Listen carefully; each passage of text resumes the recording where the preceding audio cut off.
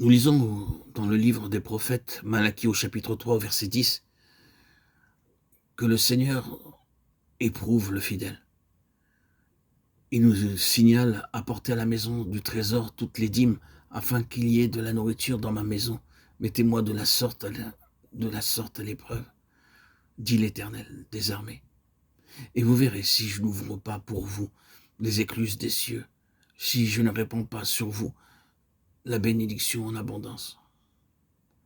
La parole de Dieu demeure toujours la même aujourd'hui. La vie normale d'un chrétien, c'est une vie bénie, et le travail d'un chrétien est aussi un travail béni. Si dans notre expérience nous sommes en contradiction avec ce principe, nous devons aller au Seigneur pour en découvrir la cause.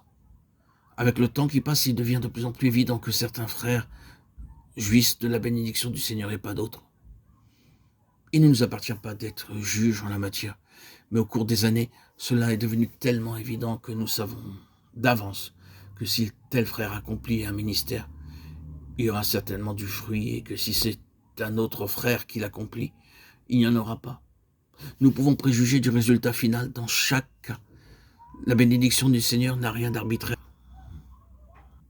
Elle résulte d'un cheminement spécifique et se soumet à certaines conditions.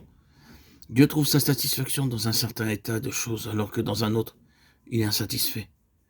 Il a ses propres raisons pour choisir une personne et pour en délaisser une autre. Si quelqu'un ne reçoit pas sa bénédiction, c'est qu'il y a une cause bien précise.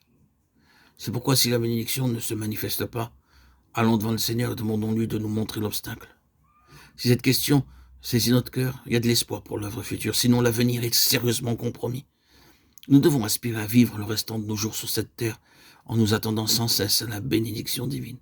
Rien d'autre ne peut autant et de manière aussi vitale affecter l'œuvre, car c'est uniquement cela qui produit du fruit. Je suis tout à fait conscient que nous avons chacun nos propres faiblesses. Dieu passe par-dessus certaines d'entre elles, mais pour d'autres, il ne les tolérera pas, et tant qu'elles demeureront, il n'accordera pas sa bénédiction. Soyons alertés lorsque nous ne sommes pas bénis, et ne persistons pas à vouloir ignorer certaines faiblesses dans nos vies. Nous ne cherchons pas à être libérés de nos limitations, mais nous pouvons nous appuyer sur la grâce de Dieu afin de pouvoir nous tenir continuellement dans le courant de sa bénédiction. Allons à lui et disons, « Seigneur, ce vase est faible, mais pardonne afin qu'il soit assez profond pour contenir la bénédiction. »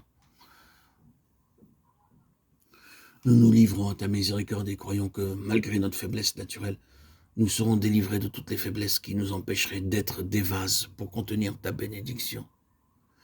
Oh, que la bénédiction puisse couler de nos vies comme elle coula de la vie d'Abraham. Oh, frères et sœurs en Christ, bien-aimés, chers amis, auditeurs, auditrices, puissions-nous vivre dans le courant de sa bénédiction.